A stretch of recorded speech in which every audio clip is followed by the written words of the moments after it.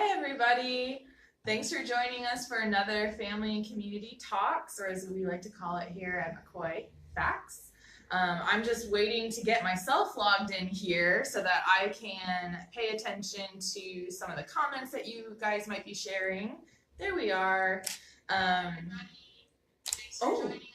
And I should turn my computer volume off so that you don't hear it either.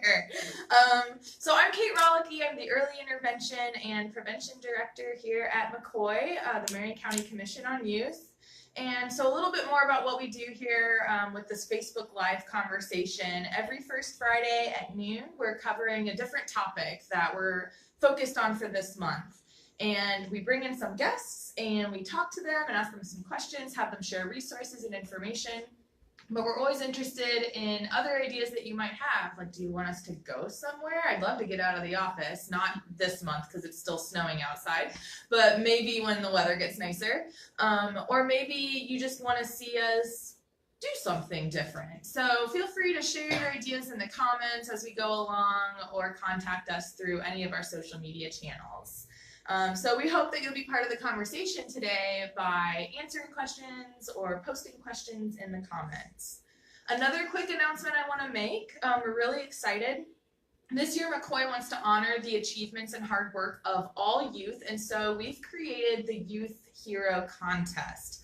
And we're really excited. We just posted about this yesterday and we already have 2 entries, and JC, our communications director, said they're adorable. So we're really excited about that. But you might be wondering, who is a youth hero? So we're thinking someone 18 years or younger who has achieved something, worked really hard, volunteered, performed a good deed, big or small.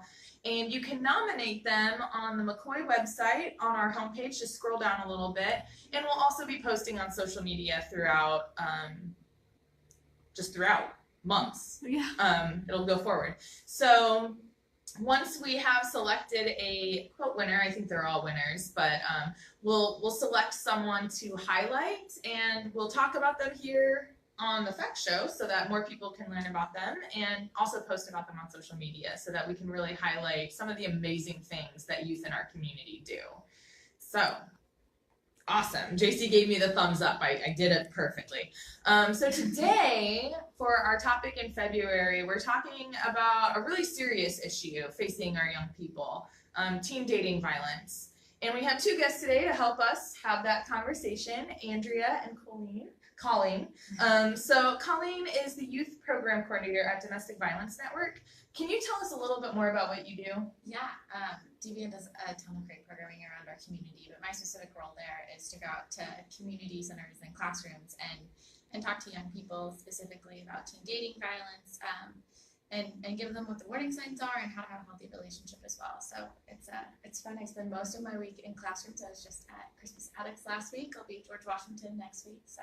Well, you were right down the road. Yeah, I love every minute of it. Going to spend this upcoming Monday evening with our Youth Network kids and talk about Teen Dating Violence Awareness Month with them. Yeah, that sounds like a really rewarding and a really important role to play. And Andrea, you're a health educator at Lifesmart Youth. Can you tell us a little bit more about your organization and what you do there? Yeah, so Lifesmart Youth is actually in its 75th year of being an organization in Indianapolis. So we're based out of Indianapolis, and then we travel around the state and teach in schools as well.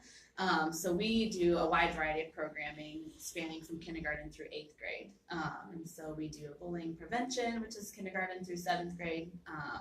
We teach puberty and human growth and development in 4th, 5th, and 6th grade. And then we do an 8-day teen pregnancy and STD prevention program in 7th grade. And then I think the program we'll talk more later about is our 8th grade program, where we focus on healthy relationships and teen dating violence and what to do in those situations. That's in 8th grade. Absolutely. 75 years. It's such a long time for an organization to be around. So it sounds like you all are really trusted in the community when it comes to what you do. But just to clarify, you haven't been doing it for 75 years. Close. Okay. So February is Teen Dating Violence Prevention Month, and the statistics tell us that this is a really pervasive problem facing our youth. So teen dating violence encompasses multiple forms of abuse and violence. It includes physical, sexual, psychological, or emotional aggression within a dating relationship, and it even includes stalking. So can you tell us some of the facts about teen dating violence in Indiana? And are there some teens who might experience teen dating violence at a higher rate? Yeah, so Indiana ranks third nationally for teens dating sexual violence, so pretty alarming for our community. And students experience it at varying rates. We know that girls experience it more than boys do. And we also know that students who identify as members of the LGBTQ plus community experience at a rate that is 42% higher than their peers. So we're lucky to be able to go out and educate students how to be peer advocates and allies to one another, but also to be able to say that in our community we have a lot of service providers who serve all of our students. So last year it was reported that 1 in 10 Indiana high school students have experienced physical abuse from a partner. Wow. And 1 in 8 have experienced sexual abuse in a dating relationship. So obviously we see a lot more increased rates from females reporting that, but I'm sure something you all do too is trying to let our male students know that that's something they can experience also. And just because it's a lower rate of reporting doesn't mean it doesn't happen for them as well. Right. And I think another statistic that's important to share is that this has consequences, right? If it's happening to teens, it has consequences later in life.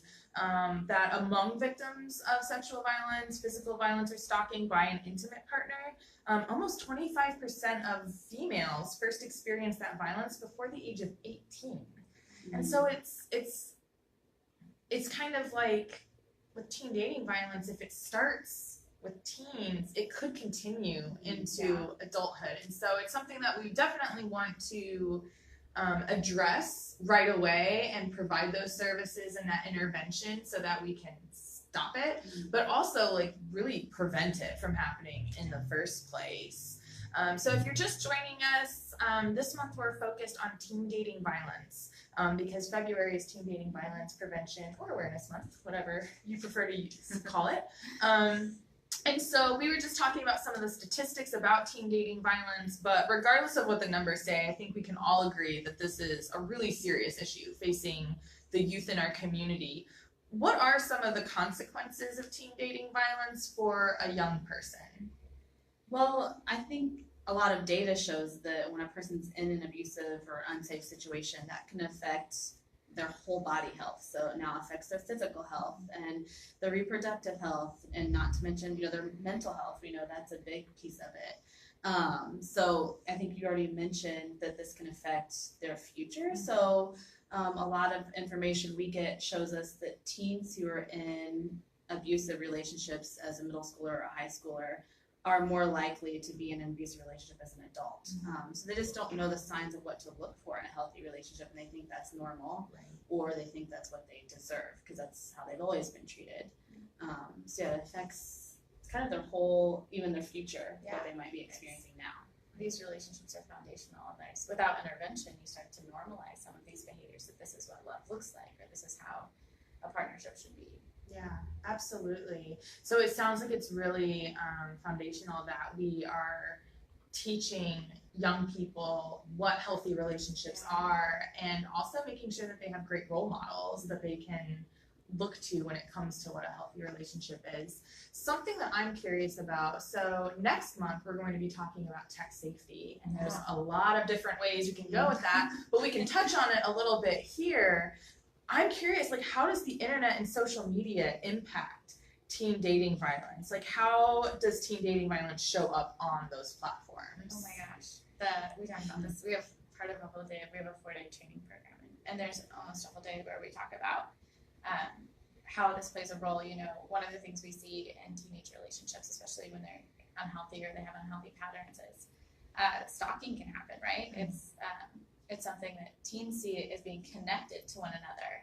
And so talking to your young person about taking themselves out of, or putting themselves in ghost mode on Snapchat, it's really easy, not just for their own safety, but also being conscious of the fact that if we think about the statistics around this kind of violence, it's pretty easy to assume that there are people who are going to end up in your videos, your pictures, whatever, who might be affected by it, even if they aren't themselves. Right. being conscious of what they're posting, asking for consent for, hey, can I take this picture? Hey, is it cool if I post this picture? It's little things like that I think help keep us safe and also help keep us mindful about what we're sharing. And also monitoring there's a responsibility too for parents to monitor how frequently a kid is using something, because your child also could be the person who's using that social media to follow someone. Right. I think something that we hear that kids are kind of conflicted about is partners having their passwords to their social media accounts or their phone, and they don't always understand why that could be a negative thing. So one way people use that is to monitor what their partner's posting and to be able to check their private messages and to see who they're texting.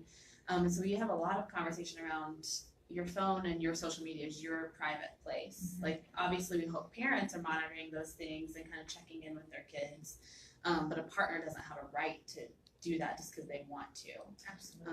And so that's something that's eye-opening to me when we're talking to 8th graders about why that would be a negative thing if a partner's demanding your passwords and demanding to know who you're talking to.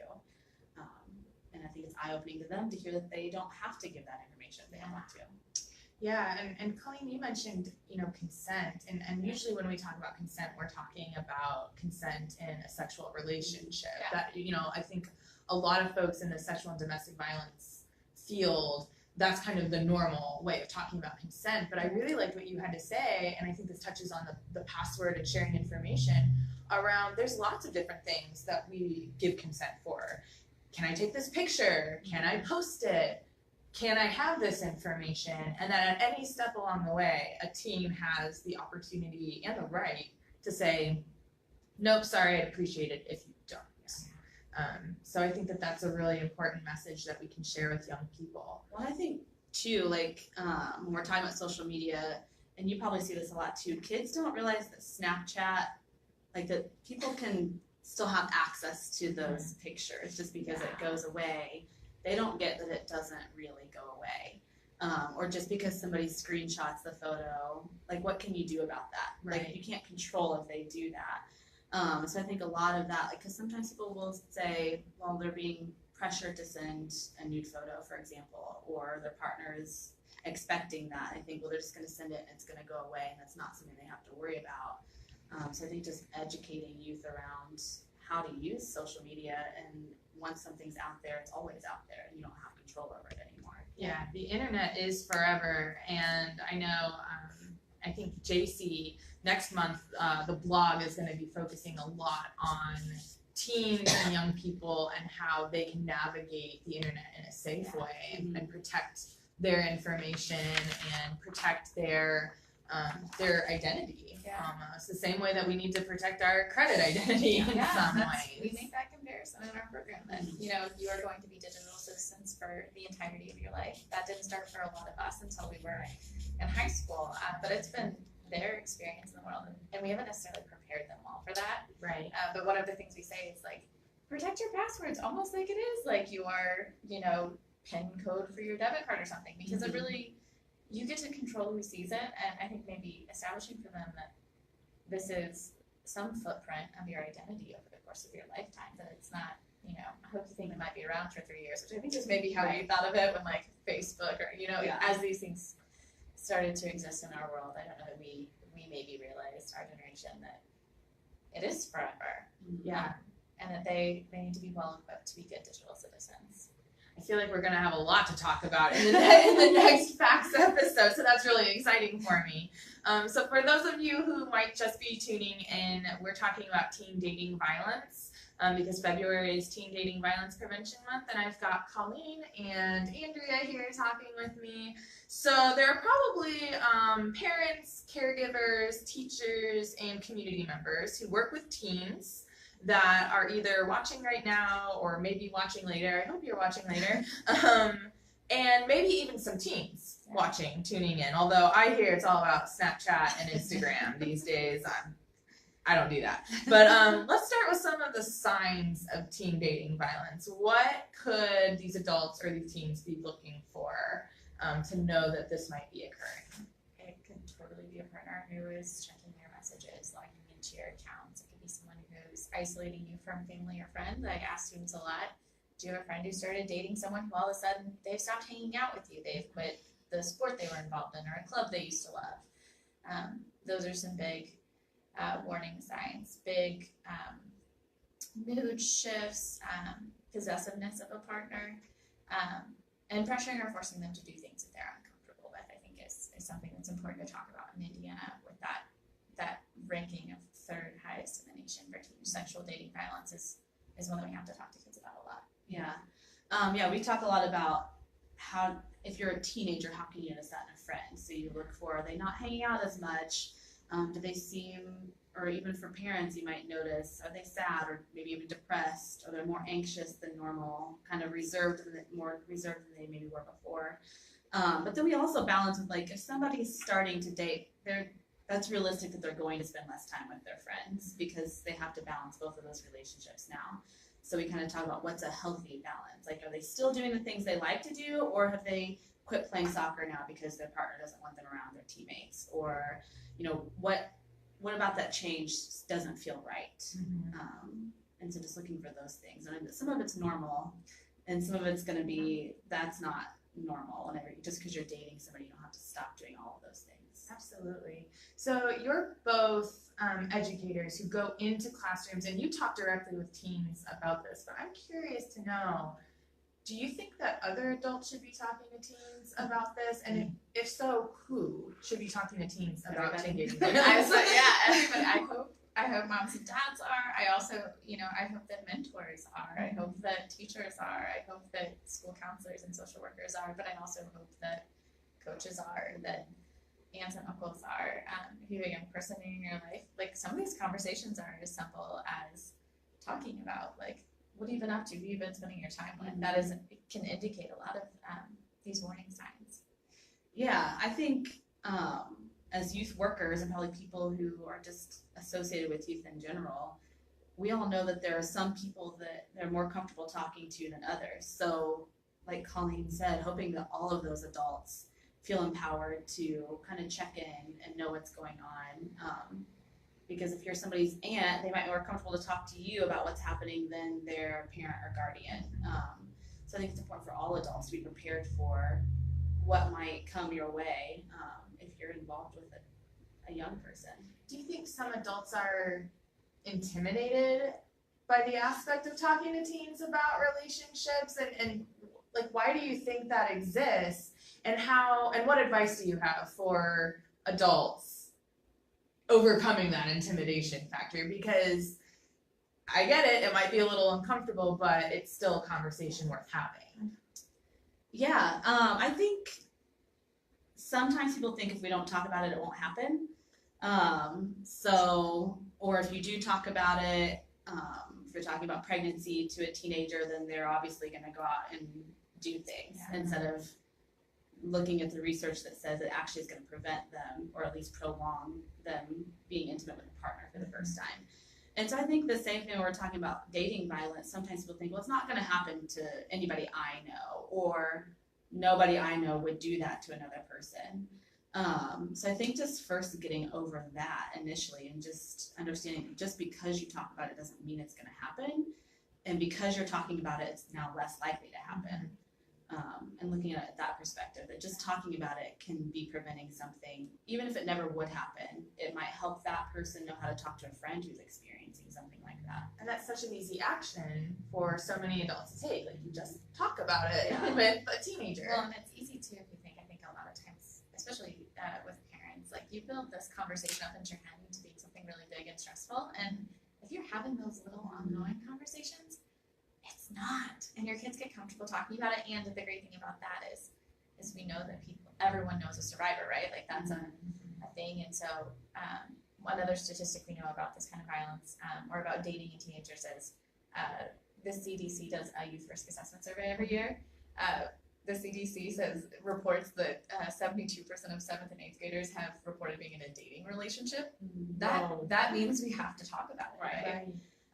And it's probably really more than that. That's just somebody reporting it. Yeah, that's who feels comfortable putting it into a little survey. So I think it's an important conversation to have, and it's a lot easier if you're having an ongoing one. And letting kids know that there's lots of resources. It doesn't have to be this big, scary conversation you don't know how to have. You're allowed to say, I don't know the answer to that question. Like, I'll go find out.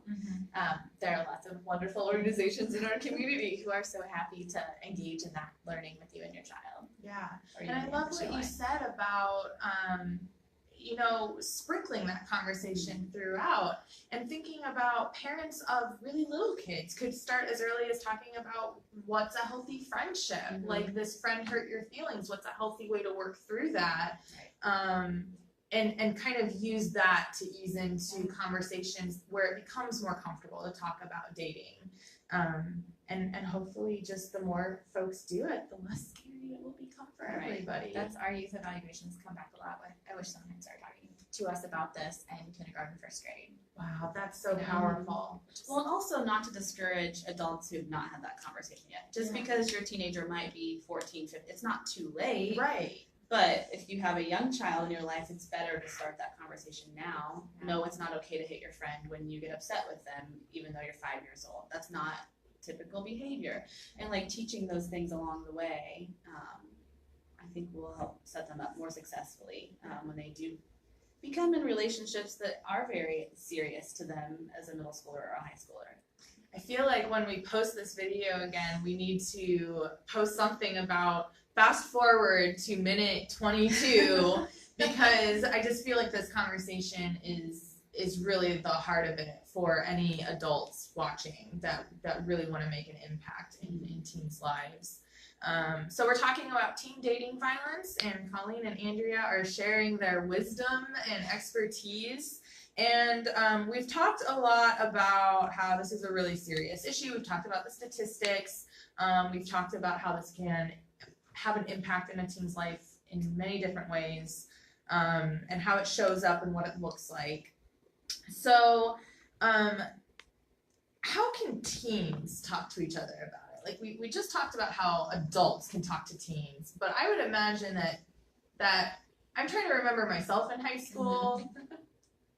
I talk to my friends probably more than I talk to my parents. So what are some tips that you have for teens and how they can kind of navigate this conversation?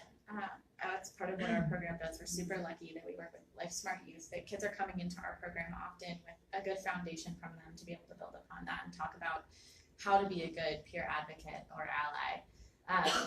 It's about listening to your friends. It's about being able to have honest conversations with friends. Sometimes it's kind of tricky for them to get over this. When you're helping someone, you're talking about an unhealthy or violent relationship, it's easy to kind of villainize the person who's being unhealthy or abusive. And while that feels very justified as someone on the outside, you have to remember that your friend loves that person.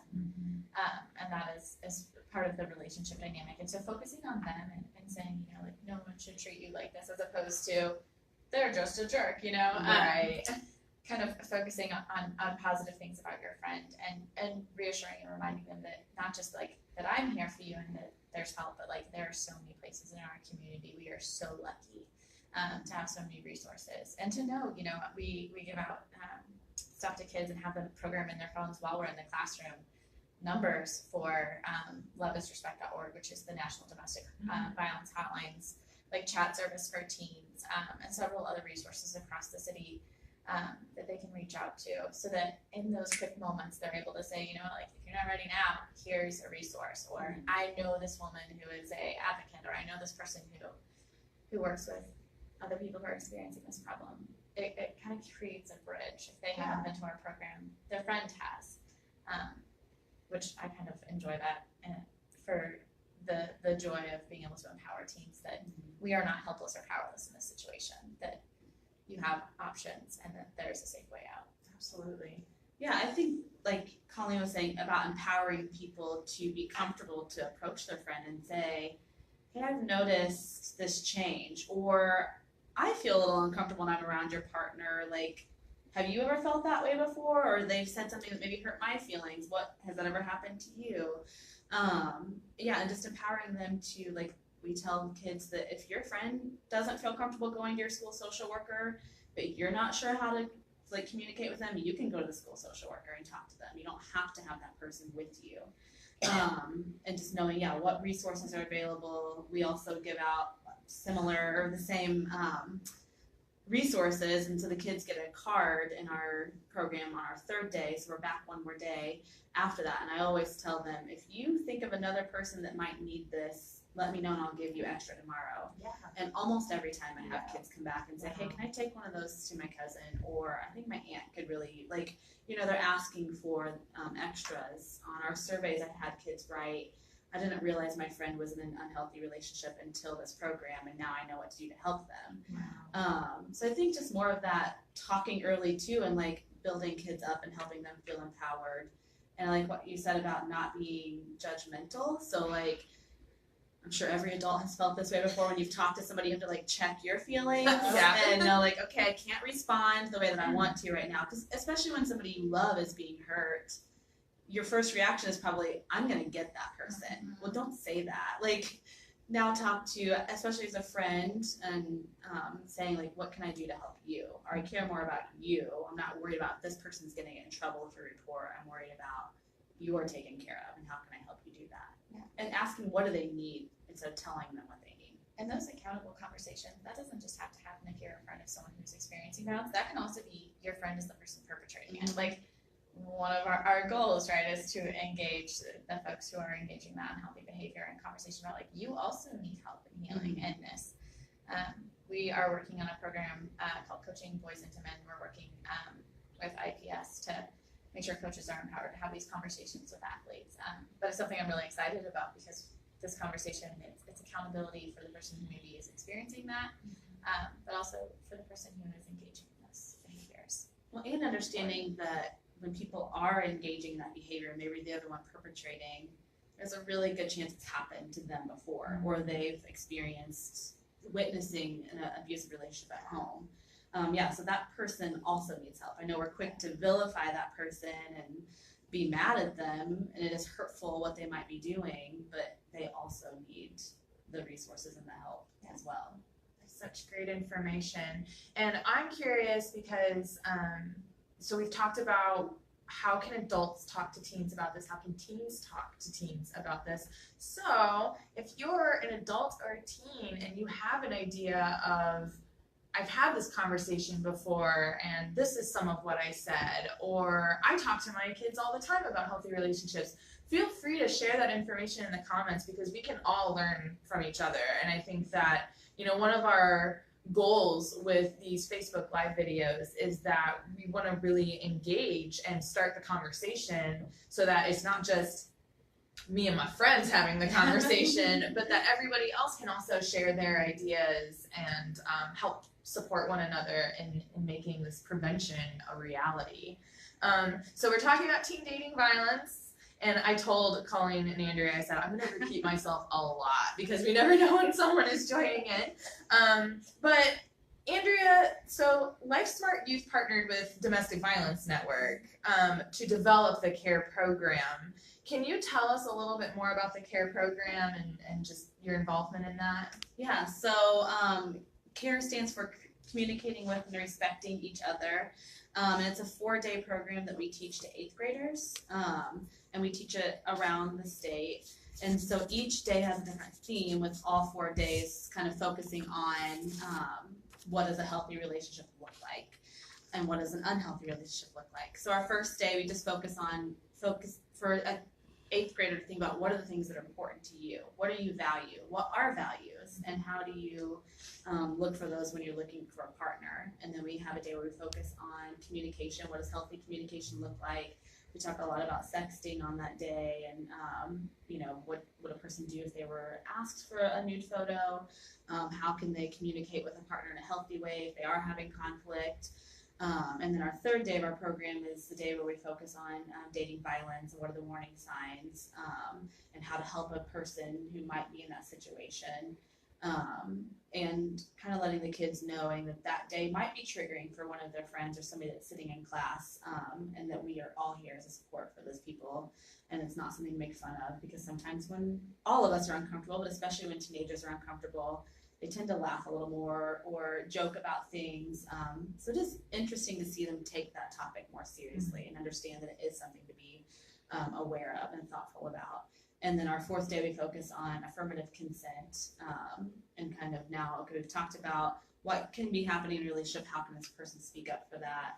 What does consent mean? You mentioned earlier we use consent in many different ways. We kind of start with, I might need consent to borrow your pencil, all the way up to, yeah, we're talking about sexual consent and what does that look like if a person doesn't give consent, and how to deal with that as well.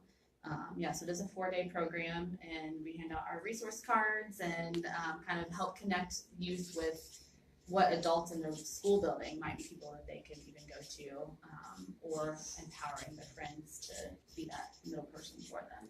Absolutely. Thanks so much for being here to share that, and for doing what you do, because I think it takes a special kind of person to go in front of a group of teens and talk about these topics. But that's something that we were talking about earlier today.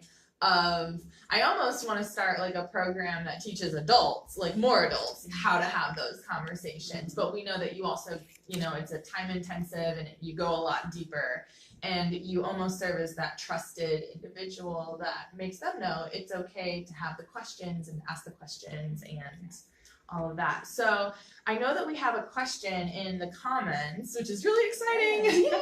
So Laura asks, and this is a really good question: what advice do you have for teens whose trusted adults at home are in unhealthy relationships? We've had students grab resources for mom, dad, whatever. That's a thing. We also challenge students in our program. What does it look like to have 5 trusted adults, right? That our trusted adults are not just at home, that our trusted adults are several other people. We've had this conversation when we're talking about who would you tell. I have students write down the 5 people they would tell. If you can't come up with 5, like one of the things we do over the summer is we program at shelters, and I challenge students that if kids in shelter can come up with 5 trusted adults, like I feel pretty confident that this is a call. Like if you only have 3, like maybe that's a challenge for you to kind of find some more. But there are places in our community, if that's happening in your household, your school social worker, counselor. You can also talk to these service providers in our community to get help. Yeah, I think that teenagers are like the biggest benefit of having the most resources. As an adult who's in the workforce and living on your own, you don't have a school social worker on hand, or a teacher, or multiple teachers that you see every day. So for a young person in that situation, first of all, to not get discouraged that just because they're seeing unhealthy relationships at home, that means they're going to be in one. But yeah, I have had kids come and say, can I get an extra resource card for an adult that I know? And going on that person's behalf, maybe to one of their other 5 people and saying, hey, this is happening at my home, or my parent is in a new relationship and it is not I feel like it's not a safe, healthy relationship. And if we're asking parents to be honest and talking to their kids about it, on the flip side, like if we're creating that safe, open conversation, then hopefully the youth in our lives feel like they can also say, like, hey, I'm noticing these things about your relationship, and creating that space where they can maybe talk through it together. Absolutely. Thank you for sharing that answer, and thank you, Laura, for asking such a great question, because I'm sure that there are young people in that situation. So we want to let them know that there are resources out there for them. Colleen, the Domestic Violence Network has a youth network. Yeah. So how can youth get involved, and what kind of projects would they be a part of? Oh my goodness. Well, it varies month to month. Our youth network is student led, and so our community of students gets to decide what they work on. This month, it's Teen Dating Violence Awareness Month. They've created a red flag campaign for schools. So tomorrow, Monday night, a few nights from now, they're going to send out a big email with an attachment for schools. The student councils are kind of who are working with on this one, that has warning signs they can hang up in their hallway, and also like tips for a healthy relationship. So they're excited about that. We've done different things over the course of the year. I think in March we're going to have a conversation with some partners, advocates in our community who work with survivors, and they're going to come and share with the students, a lot of whom are juniors and seniors in high school, about what this kind of work looks like professionally. which is pretty exciting. If you're interested or you have a youth in your life who's interested in joining our youth network, you can hop on our website or email Lindsay Hillstaver or myself. We are ccurtain@dbnconnect.org or else hill@dbnconnect.org, and we can get you an application. Awesome. And Andrea, you're starting a youth council. Yeah. So we're in the infancy stages of that at Lifesmart Youth, kind of watching how other partner organizations like DBN are using youth. We kind of started to think, well, we're a youth organization, we need youth voice. And so we do have a few members right now. We're slowly kind of building up our membership in hopes of being able to do things in schools when we aren't there. Like, what can kids be doing to kind of keep this conversation going, keep the awareness while there's not somebody in front of them talking about it. So that is something we are starting to build and working towards maybe being more active in the next school year. If you're interested in joining ours, you can find that at lifesmartyouth.org, or my email address is acamwindow@lifesmartyouth.org. Awesome. We will definitely share that information on McCoy's social media and in the comments, and make sure that that information gets out so that hopefully more young people can get involved. We have another question from someone who's tuning in. So Olivia asks, and this is another good question. Man, everyone has good questions. How do you talk to kids about the Me Too movement? So the Me Too movement has, probably for the past year and a half now, has really gotten a lot of attention. And young people are obviously going to be paying attention to it too. So how can adults have these conversations about something that's splashed all over the news and other media channels? I think a lot of our conversations happen in high school. Maybe that makes it easier. I don't know. We have a lot of conversations we talk about Me Too in our program, about bodily autonomy and agency and what it feels like to have that violated. And that can be, the spectrum of sexual violence happens truly on a spectrum. And so talking to students about like these little things contribute to these bigger issues. But we know that it's a problem in our country. In addition to the Me Too movement website, we also have organizations like Stop Sexual Assault in Schools, which is a K-12 Me Too K-12 organization that fights sexual violence for young people. And so having conversations with them around not just, I think we think of like Me Too as being like sexual assault, but having conversations about, there are little things make big things happen, and we can speak up and speak out when we see things in the hallway that are inappropriate. It's really a lot like that other conversation, like if it's ongoing, it's actually easier. And not shying away from it when the news is on and there's a story that comes up, or somebody comes home and asks about something they've heard. I think for the parents or the guardians at home to just not ignore that, or hope that they didn't see what it was talking about on the news. Like, ask them if they saw what the news was talking about and what they think about that. It comes up for us a lot on our consent lesson when kids are asking about, I've heard about the Me Too, and what is that? And so I think first explaining what it is for young people, because just because they've heard it doesn't mean they really know what it's all about. And Lifesmart Youth, we actually just partnered with TeenWorks, which is here in Indianapolis as well. And we're teaching their high schoolers about sexual harassment in the workplace. Awesome. And so that came up a lot in our programming with them about, because that initially came about when we're talking about in the entertainment industry, and people, that's their workplace, and so they were experiencing things that were not safe and not healthy. And so I think for adults also, as you're starting to think about having working teens and talking to them about they're going to be working with adults and other people, and what are the things that they can do to help protect themselves there as well. And Andrea, it just reminds me of something you said earlier about how just because you're not talking about it doesn't mean it doesn't happen or it's not existing. And I think that the Me Too movement is a perfect example of that. Just because you're not talking to your teen about sexual violence or dating violence doesn't mean that they're not getting that information from somewhere else. So I think it's even more of a motivating factor, and it's an opportunity, right? So when we do see something on the news, or when a teen does ask a question, that's an opportunity to have that conversation, and maybe to bring it up if someone's uncomfortable to talk about something personal, Right. maybe saying, hey, I heard this on the news, or I heard this story, what do you think about that? And just starting out that way, because typically that's going to bring up personal stuff now.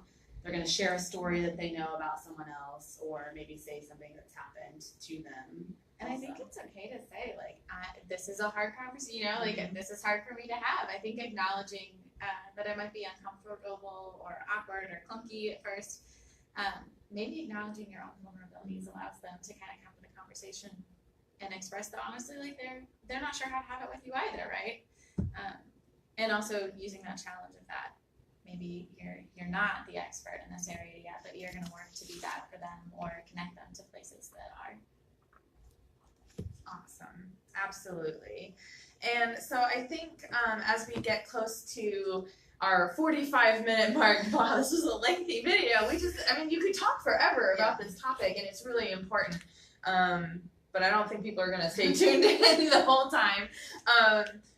I guess we just really want to leave folks with resources. So what are maybe your top 2 resources that you would want to share with folks who might watch this video, teens or adults?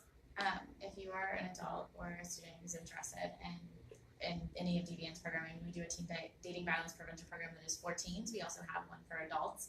If you're interested in that, we have a variety of dating violence and domestic violence prevention programs available on our website. You can email any of our training services coordinators to set those up, or myself. And then my other push out is I love is respect.org. They provide great resources for students and adults to be able to talk about these things and to be able to kind of reflect on what the warning signs are and tips and tricks to have a healthy relationship.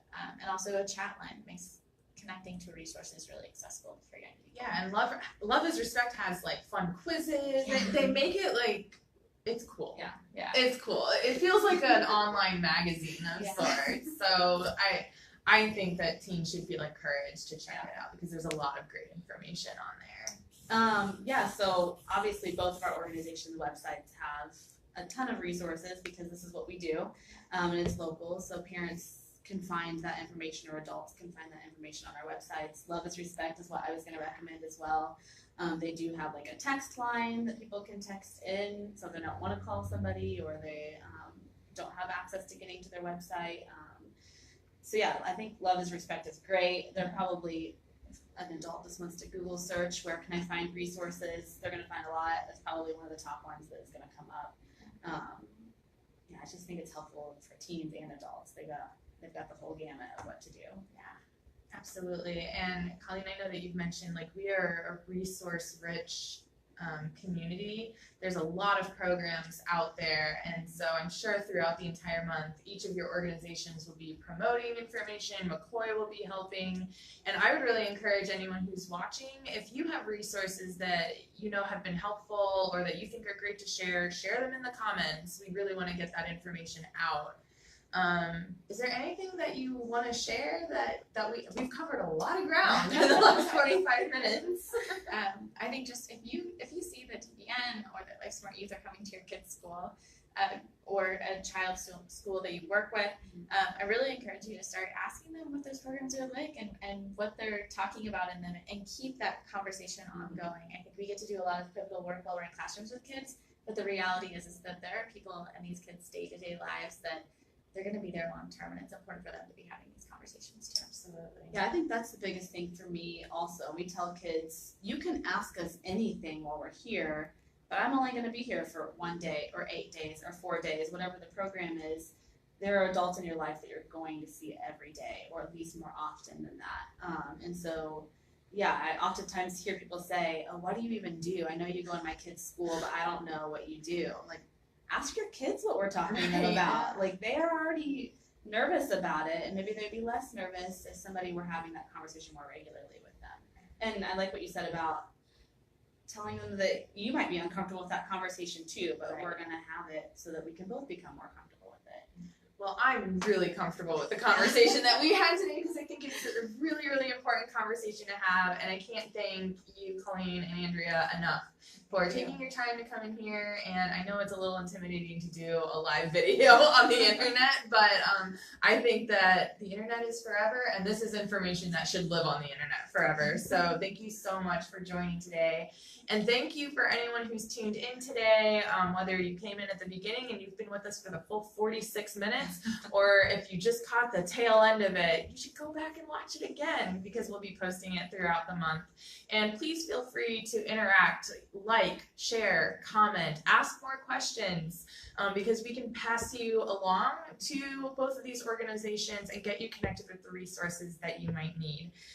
So we will be live again at noon on March 1st with a conversation about tech safety, which we touched on a little bit today, and keeping our kiddos safe on the internet. So we'll see you then. Thanks for joining us.